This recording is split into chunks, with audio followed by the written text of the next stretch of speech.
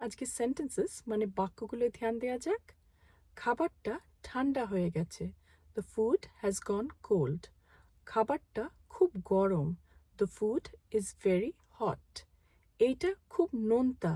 This is two salty অথবা it is two salty. আমাকে আরেকটু দেবে? Can you give me more please? আমাকে একটু জল দেবে? Can you give me some water? অথবা can you give me some water please? আজকের জন্য এইটুকুনি থাকলো। আবার দেখা হচ্ছে আপনাদের সাথে নেক্সট ভিডিওতে। ভালো থাকবেন, সুস্থ থাকবেন। আর হ্যাঁ, প্র্যাকটিস করতে একদমই ভুলবেন না।